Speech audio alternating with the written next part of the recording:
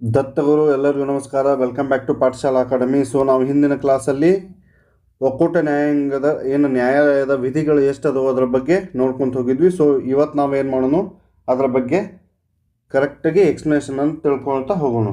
ಏನು ಒಂದೇದು ಸರ್ವೋಚ್ಚ ನ್ಯಾಯಾಲಯದ ಬಗ್ಗೆ ನಾವೀಗ ಸದ್ಯ ಒಕ್ಕೂಟ ನ್ಯಾಯಾಂಗ ಅಂದರೆ ಸುಪ್ರೀಂ ಕೋರ್ಟ್ ಬಗ್ಗೆ ನಾವೇನು ಮಾಡತ್ತೇವೆ, ಮಾತಾಡತ್ತೇವೆ. ಸೊ ಸುಪ್ರೀಂ ಕೋರ್ಟ್ ಏನು ನ್ಯಾಯಾಂಗ ವ್ಯವಸ್ಥೆಯಲ್ಲಿಯೇ ಅತ್ಯುನ್ನತ ಸ್ಥಾನವನ್ನು ಪಡೆದೈತಿ. ಏನು ನ್ಯಾಯಾಂಗ ವ್ಯವಸ್ಥೆಯಲ್ಲಿ ಇದು ಅತ್ಯುನ್ನತವಾದಂತಹ ಸ್ಥಾನವನ್ನು ಪಡೆದೈತಿ.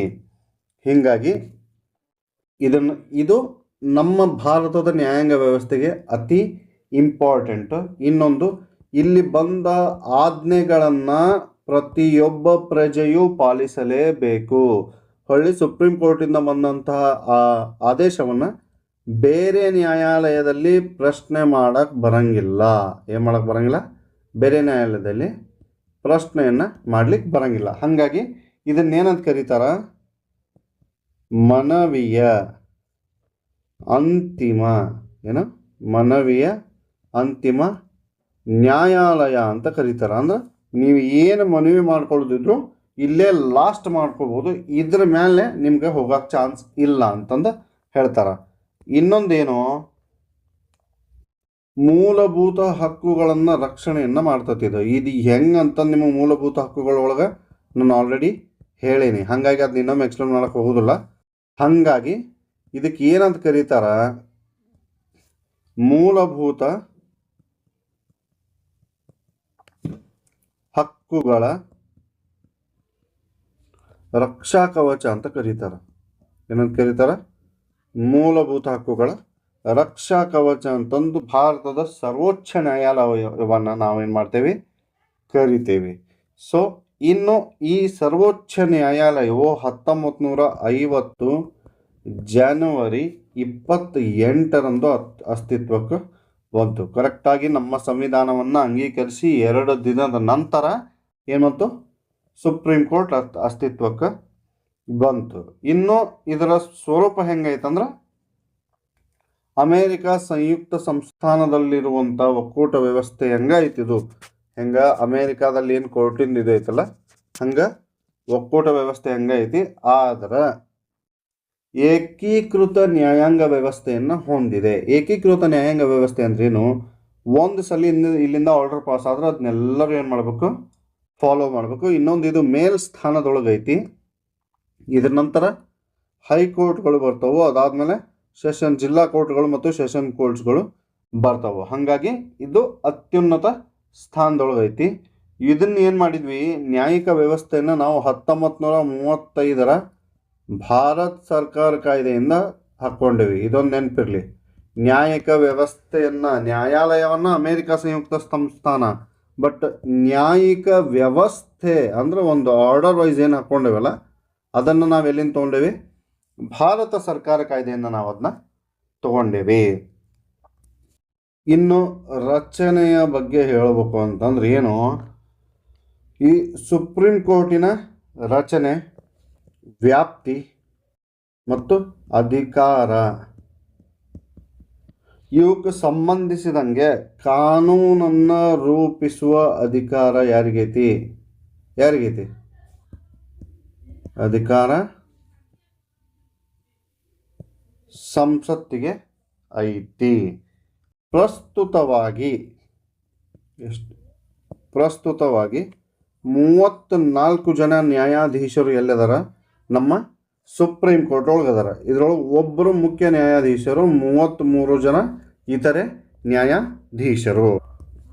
ನೂತನವಾಗಿ ಆಯ್ಕೆಯಾದಂತಹ ಚೀಫ್ ಜಸ್ಟಿಸ್ ಯಾರು? ಸೂರ್ಯಕಾಂತ್ ಅವರು.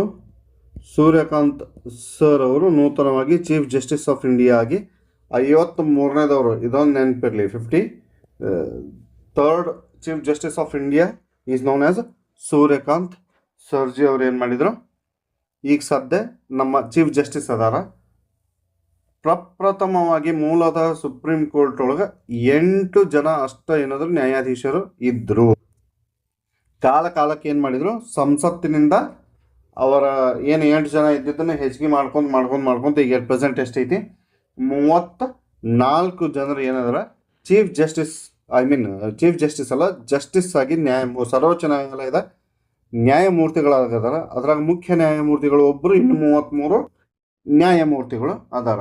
ಇನ್ನು ನ್ಯಾಯಾಧೀಶರ ನೇಮಕಾತಿ ಹೆಂಗಾಗ್ತದ, ನೇಮಕಾತಿ ಹೆಂಗಾಕತಿ ನ್ಯಾಯಾಧೀಶರುಗಳು ಅನ್ನೋದನ್ನು ನೋಡ್ಕೊತ ಹೋಗೋಣಂತ. ಇನ್ನು ಸುಪ್ರೀಂ ಕೋರ್ಟ್ನ ನ್ಯಾಯಮೂರ್ತಿಗಳನ್ನು ಯಾರು ನೇಮಕ ಮಾಡ್ತಾರ ಅಂತಂದ್ರೆ, ಆ್ಯಸ್ ಯೂಶ್ವಲ್ ಅದಕ್ಕೆ ಆನ್ಸರ್ ಏನು, ನಮ್ಮ ಪ್ರೆಸಿಡೆಂಟ್ ಅವ್ರು ಏನು ಮಾಡ್ತಾರೆ, ನೇಮಕವನ್ನು ಮಾಡ್ತಾರೆ. ಆದ್ರೆ ಅವರು ಅದನ್ನು ಮಾಡೋಕ್ಕಿಂತ ಮುಂಚೆ ಪ್ರೆಸಿಡೆಂಟ್ ಅವರು ಪ್ಲಸ್ ಕೇಂದ್ರ ಮಂತ್ರಿಮಂಡಲ, ಯಾವುದು ಕೇಂದ್ರ ಮಂತ್ರಿಮಂಡಲ, ಇವರ ಸಲಹೆ ಮೇರೆಗೆ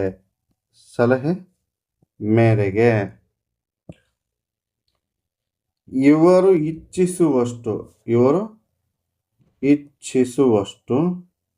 ಏನು ಮಾಡ್ತಾರ, ಸುಪ್ರೀಂ ಕೋರ್ಟ್ ಮತ್ತು ಹೈಕೋರ್ಟ್ ನ್ಯಾಯಾಧೀಶರೊಂದಿಗೆ ಸಮಾಲೋಚನೆ ನಡೆಸಿ, ಇದು ನೆನಪಿರಲಿ, ಅಂದ್ರೆ ಆಯ್ಕೆಯ ಪ್ರಕ್ರಿಯೆಯೊಳಗೆ ಸುಪ್ರೀಂ ಕೋರ್ಟ್ ಮತ್ತು ಹೈಕೋರ್ಟ್ನ ನ್ಯಾಯಮೂರ್ತಿಗಳು ಬರ್ತಾರ. ಇವರ ಸಮಾಲೋಚನೆಯನ್ನು ನಡೆಸಿದ ಮೇಲೆ ಏನು ಮಾಡ್ತಾರ,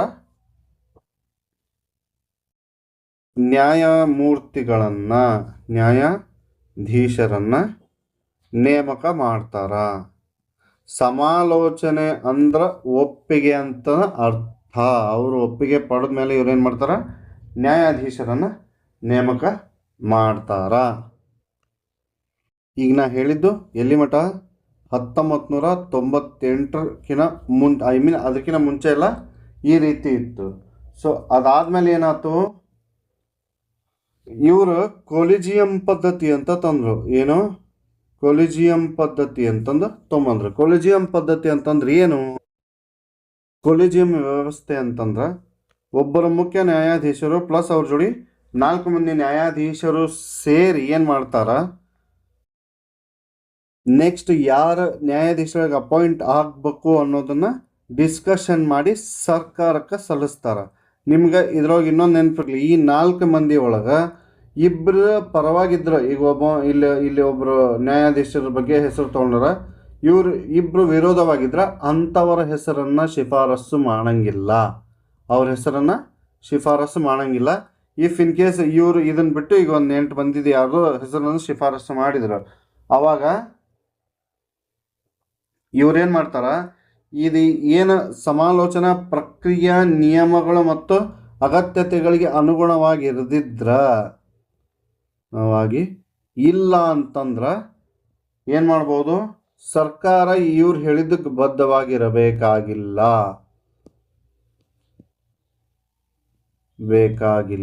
ಅವರು ಬದ್ಧವಾಗಿರುವಂಥ ನೆಸೆಸಿಟಿ ಇಲ್ಲ ಅಂತಂದೇನು ಹೇಳ್ತತಿ, ಸಂವಿಧಾನ ಹೇಳ್ತತಿ. ಇದನ್ನು ನಾವೇನಂತ ಕರಿತೀವಿ, ಕೊಲಿಜಿಯಂ ಪದ್ಧತಿ ಅಂತ ಕೇಳ್ತೇವೆ.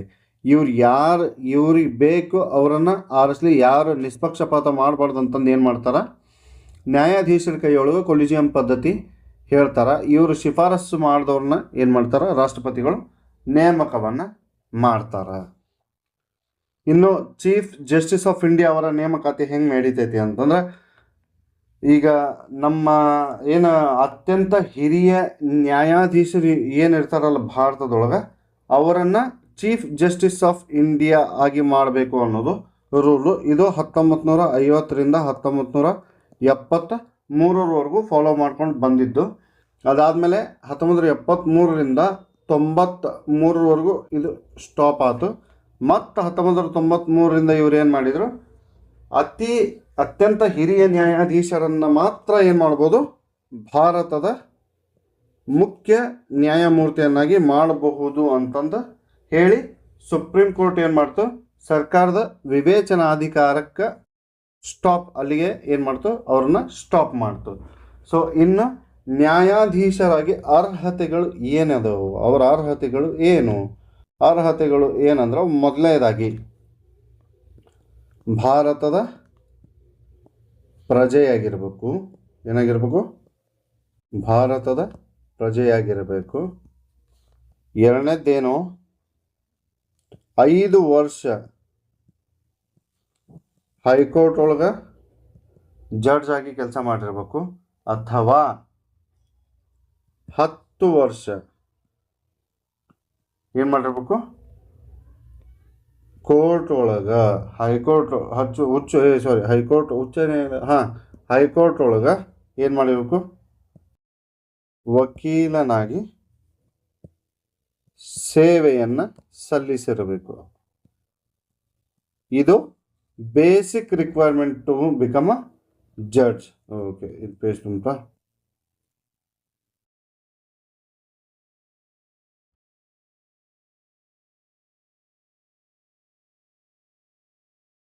ಇನ್ನು ಪ್ರಮಾಣ ವಚನ ಏನಿಲ್ರಿ, ಇವ್ರಿಗೂ ಸಹ ರಾಷ್ಟ್ರಪತಿಗಳು ಪ್ರಮಾಣ ವಚನವನ್ನು ಬೋಧಿಸ್ತಾರ. ಯಾರು? ರಾಷ್ಟ್ರಪತಿಗಳು. ಇಫ್ ಇನ್ ಕೇಸ್ ರಾಷ್ಟ್ರಪತಿಗೆ ಇಳಿಲ್ಲ ಅಂತಂದ್ರೆ ಇವ್ರು ಯಾರಾದರೂ ಒಬ್ಬರನ್ನ ನೇಮಕ ಮಾಡಿ ಹೋಗಿರ್ತಾರ. ಸೊ ಆ ನೇಮಕ ಯಾರು ಮಾಡಿರ್ತಾರಲ್ಲ ಆ ವ್ಯಕ್ತಿಗೆ ಎದುರಿಗೆ ಏನು ಮಾಡ್ತಾರೆ, ನ್ಯಾಯಾಧೀಶರು ಪ್ರಮಾಣವನ್ನು ಸ್ವೀಕರಿಸ್ತಾರ. ಇನ್ನು ಅಧಿಕಾರಾವಧಿ, ಇವರ ಅಧಿಕಾರಾವಧಿ ಎಷ್ಟು ಅಂತಂದು ನಿರ್ದಿಷ್ಟವಾಗಿ ಹೇಳಿಲ್ಲ. ಇಷ್ಟ ವರ್ಷ ಅಂತಂದು ಅಧಿಕಾರಾವಧಿ ಇಲ್ಲ, ಆದ್ರೆ 65 ವರ್ಷಕ್ಕೆ ರಿಟೈರ್ಮೆಂಟ್ ಆಗಬೇಕು ಅನ್ನೋದೈತಿ. ಏನೋ as per rule chief justice of India 65 ಇಯರಿಗೆ ಅಧಿಕಾರದಿಂದ ನಿವೃತ್ತಿ ಹೊಂದಬೇಕು. ಸೊ ಅವರು ಅಲ್ಲಿವರೆಗೂ ಏನು ಮಾಡ್ತಾರ, ಇರುತ್ತಾರೆ. ಅದಕ್ಕಿಂತ ಮುಂಚೆನೂ ಸಹ ಅವ್ರು ಏನು ಮಾಡ್ಬೋದು, ರಾಷ್ಟ್ರಾಧ್ಯಕ್ಷರಿಗೆ ಲಿಖಿತ ರಾಜೀನಾಮೆಯನ್ನು ನೀಡಬಹುದು. ಯಾರಿಗೆ? ಪ್ರೆಸಿಡೆಂಟ್ ಅವರಿಗೆ ಲಿಖಿತ ರಾಜೀನಾಮೆಯನ್ನು ಕೂಡ ನೀಡಬಹುದು. ಇವರನ್ನು ಸಹ ಏನು ಮಾಡಬಹುದು, ಸಂಸತ್ತಿನ ಶಿಫಾರಸ್ಸಿನ ಮೇಲೆ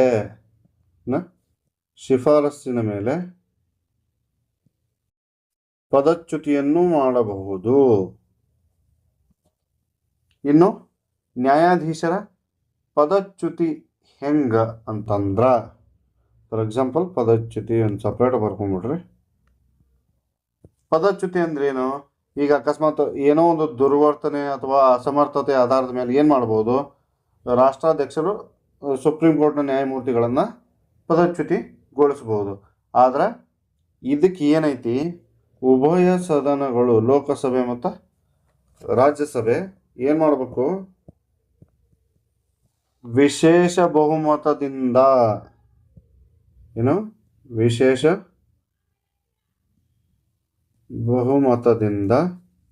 ಏನು ಮಾಡ್ಬೇಕು, ಇವರು ಪದಚ್ಯುತಿ ನಿರ್ಣಯವನ್ನು ಅಂಗೀಕರಿಸಬೇಕು.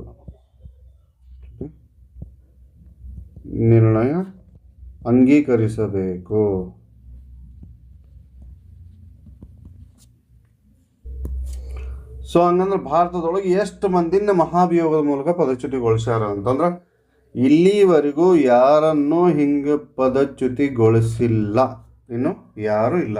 ಆದರೆ ಇದು ಪಂಜಾಬ್ ಮತ್ತು ಹರಿಯಾಣದ ಮುಖ್ಯ ನ್ಯಾಯಮೂರ್ತಿಗಳಾದ ಆರ್ ರಾಮಸ್ವಾಮಿ ಅವರ ವಿರುದ್ಧ ಆಗಿತ್ತಿದು. ಯಾರ್ದು? ಆರ್ ರಾಮಸ್ವಾಮಿ ಅವರ ವಿರುದ್ಧ 1991 ಆಗಿತ್ತು. ಆದ್ರೆ ಅದು ಪ್ರಕ್ರಿಯೆ ಆರಂಭ ಆಯಿತು, ಆದರೆ ಪೂರ್ಣವಾಗಲಿಲ್ಲ. ಆಮೇಲೆ 2011 ಕಲ್ಕತ್ತಾದ ನ್ಯಾಯಮೂರ್ತಿಗಳು, ಇವ್ರ ಹೆಸರು ಒಂದು ನಿಮಿಷ ರೀ, ಹೆಸರು ಏನಾಯ್ತಲ್ಲ, ಸೌಮಿತ್ರ ಸೇನ್ ಅವರ ಅಪೋಸಿಟ್ಟು ಆರಂಭವಾಗಿತ್ತು, ಅದು ಕೂಡ ಪೂರ್ಣಗೊಳ್ಳಲಿಲ್ಲ. ಹಾಗಾಗಿ ನಮ್ಮ ಭಾರತದೊಳಗೆ ಇದುವರೆಗೂ ಯಾರು ಈ ರೀತಿ ಏನೋ ಮಹಾಭಿಯೋಗದ ಮೂಲಕ ಪದಚ್ಯುತಿಯನ್ನು ಹೊಂದಿಲ್ಲ. ಇನ್ನು ಇವ್ರಿಗೆ ಆದಂಥ ಒಂದು ಇದು ನ್ಯಾಯಾಧೀಶರ ವಿಚಾರಣಾ ಕಾಯ್ದೆ ಅಂತ ಅದು, ಏನು ನ್ಯಾಯಾಧೀಶರ ವಿಚಾರಣಾ ಕಾಯ್ದೆ 1968. ಇಲ್ಲಿ ಏನೈತಿ, ಸೊ ಈಗ ಅವ್ರನ್ನ ಪದಚ್ಯುತಿಗೊಳಿಸ್ಬೇಕಂದ್ರೆ ಅಲ್ಲಿ ಫಸ್ಟ್ ಏನು ಮಾಡ್ತಾರೆ, ಲೋಕಸಭೆಯೊಳಗೆ 100 ಮಂದಿ ಅಥವಾ ರಾಜ್ಯಸಭೆಯೊಳಗೆ 50 ಮಂದಿ ಮೊದಲು ಏನು ಮಾಡಬೇಕು, ಪದಚ್ಯುತಿ ನಿರ್ಣಯಕ್ಕೆ ಏನು ಮಾಡ್ಬೇಕು ಇವರು ಗೊತ್ತುವಳಿಯನ್ನು ಲೋಕಸಭೆಯೊಳಗೆ 100 ಮಂದಿ, ರಾಜ್ಯಸಭೆಯೊಳಗೆ ಅಟ್ಲೀಸ್ಟ್ 50 ಮಂದಿ ಹಾಕಬೇಕು. ಸಭಾಧ್ಯಕ್ಷರು ಏನಿರ್ತಾರಲ್ಲ ಅವರು ಈ ಗೊತ್ತುವಳಿಯನ್ನು ಒಪ್ಪಿಕೊಳ್ಳಬಹುದು ಅಥವಾ ತಿರಸ್ಕರಿಸಬಹುದು, ಅವ್ರಿಗೆ ಬಿಟ್ಟಿದ್ದು, ಎರಡನ್ನು ಮಾಡಬಹುದು. ಅಕಸ್ಮಾತ್ ಅವರು ಒಪ್ಪಿಕೊಂಡ್ರೆ ಒಂದು 3 ಸದಸ್ಯ ಸಮಿತಿಯನ್ನು ಏನು ಮಾಡ್ತಾರ, ವಿಚಾರಣೆ ನಡ್ಸಕ್ಕೆ ರಚಿಸ್ತಾರ. ಏನು ಮಾಡ್ತಾರ, ವಿಚಾರಣೆ ನಡ್ಸಕ್ಕೆ ರಚಿಸ್ತಾರ. ಇನ್ನು ಈ ಸಮಿತಿ ಒಳಗೆ ಯಾರ್ಯಾರು ಇರ್ತಾರ, ಚೀಫ್ ಜಸ್ಟಿಸ್ ಆಫ್ ಇಂಡಿಯಾ ಅವರು ಇರ್ತಾರ, ನೆಕ್ಸ್ಟು ಜಸ್ಟಿಸ್ ಅವರು ಇರ್ತಾರ, ಅದಾದಮೇಲೆ ಮತ್ತೆ ಯಾರು ಇರ್ತಾರ, ಹೈಕೋರ್ಟಿನ ಒಬ್ಬರು ಜಸ್ಟಿಸ್ ಅವರು ಇರ್ತಾರೆ. ಇದು ಒಂದು 3 ಸದಸ್ಯ ಸಮಿತಿ. ಅಕಸ್ಮಾತ್ ಇವರು ಎನ್ಕ್ವೈರಿ ಮಾಡಿದ ಮೇಲೆ ಅವ್ರ ವಿರುದ್ಧ ಏನು ಆಪಾದನೆ ಅಥವಾ ದುರ್ವರ್ತನೆ ಇರ್ತೈತಲ್ಲ ಅದು ಕಂಡು ಬಂದಾಗ ಸದನ ಏನು ಮಾಡ್ಬೋದು, ಪದಚ್ಯುತಿಗೆ ನಿರ್ಣಯವನ್ನು ಕೈಗೆತ್ತಿಕೊಳ್ಳಬಹುದು. ಅದಾದಮೇಲೆ 2 ಸದನಗಳು ವಿಶೇಷ ಬಹುಮತದಿಂದ ಅಂಗೀಕರಿಸಿದ ಮೇಲೆ ಏನು ಮಾಡ್ತಾರೆ, ರಾಷ್ಟ್ರಪತಿಯವರು ಅದಕ್ಕೆ ಆದೇಶವನ್ನು ನೀಡ್ತಾರೆ. ಸೊ ಅದು ವಿಚಾರಣಾ ಕಾಯ್ದೆ ಏನು 1948 ನ್ಯಾಯಾಧೀಶರು ಅದು ಇಷ್ಟೆಲ್ಲ ಒಳಗೊಂಡೈತಿ. ಇನ್ನು ನೆಕ್ಸ್ಟ್ ಇವರ ವೇತನ ಮತ್ತು ಭತ್ಯೆ ಏನೈತಲ್ಲ ಇದನ್ನು ಸಂಸತ್ತು ಕಾಲಕ್ಕೆ ನಿರ್ಧರಿಸ್ತದೆ. ಸಂಸತ್ತು ಕಾಲಕ್ಕೆ ಏನು ಮಾಡ್ತತಿ, ನಿರ್ಧರಿಸ್ತತಿ. ಇದನ್ನು ಎಕ್ಸಾಕ್ಟಾಗಿ ಇಷ್ಟು ಈಗ ಪ್ರೆಸೆಂಟಾಗಿ ಎಷ್ಟು ಅಂದ್ರೆ ಹೇಳ್ಬೋದು. ಈಗ present chief justice of India ಅವರಿಗೆ 2,80,000 ರೂಪಾಯಿ ಪೇಮೆಂಟ್ ಅದ. ಇದನ್ನು ಬಿಟ್ಟು ಅಲವೆನ್ಸಸ್ ಅದು ಇದು ವಾಟೆವರ್ ಇದೆಲ್ಲ ಅದು ಅವರ ಪರ್ಸ್ನಲ್ ಆಗ್ತದೆ, ಅದನ್ನೆಲ್ಲ ಹೇಳಕ್ಕೆ ಬರ್ತಲ್ಲ. ಬಟ್ ಆ್ಯಸ್ ಪರ್ ಅವ್ರಿಗೆ 2,80,000 ರೂಪಾಯಿ ಈ ಪ್ರೆಸೆಂಟ್ ಏನೈತಿ ಸ್ಯಾಲ್ರಿ ಐತಿ. ಇನ್ನು ಇದ್ರ ಬಗ್ಗೆ ನೆಕ್ಸ್ಟ್ ಮುಂದಿನ ಇದ್ರ ಬಗ್ಗೆ ಇನ್ನು ಕಂಟಿನ್ಯೂ ಪಾರ್ಟನ್ನು ಏನು ಮಾಡೋಣ, ನೆಕ್ಸ್ಟ್ ಕ್ಲಾಸ್ ಒಳಗೆ ನೋಡೋಣ ಅಂತ ಹೇಳ್ತಾ ಇವತ್ತಿನ ನನ್ನ ಕ್ಲಾಸನ್ನು ನಾನು ಮುಗಿಸ್ತಾ ಇದ್ದೀನಿ. ಸೊ ಕ್ಲಾಸು ಇಷ್ಟ ಆಗಿದ್ರೆ ದಯವಿಟ್ಟು ಲೈಕು, ಶೇರು, ಸಬ್ಸ್ಕ್ರೈಬ್ ಅಂತೇನೇನು ಅಂತಾರ ಅದನ್ನೊಂಚೂರು ಮಾಡಿರಿ. ಹಂಗೆ ಯೂಟ್ಯೂಬ್ನಾಗ ಒಂದು ಹೊಸ ಗಂಟೆ ಕಟ್ಟೀವಿ, ಅದನ್ನೊಂದು ಬಾರಿಸ್ರಿ. ಅಂದ್ರೆ ನಿಮ್ಗೆ ಏನಾಕತಿ ನೆಕ್ಸ್ಟ್ ನಾವು ಮಾಡಿದ ವಿಡಿಯೋ ಡೈರೆಕ್ಟಾಗಿ ನಿಮ್ಮ ಫೋನಿಗೆ ಬರ್ತಾವೆ ಅಂತ ಹೇಳ್ತಾ, ಯಾರಿಗೆ ಕಾನ್ಸ್ಟಿಟ್ಯೂಷನನ್ನು ಕಲೀಲಿಕ್ಕೆ ಇಷ್ಟ ಆಯ್ತಲ್ಲ ದಯವಿಟ್ಟು ಅವರಿಗೆ ನಮ್ಮ ಪಾಠಶಾಲಾ ಅಕಾಡೆಮಿಯನ್ನು ಶೇರ್ ಮಾಡಿರಿ ಅಂತ ಹೇಳ್ತಾ ಎಲ್ಲರಿಗೂ ದತ್ತಗುರು ನಮಸ್ಕಾರ.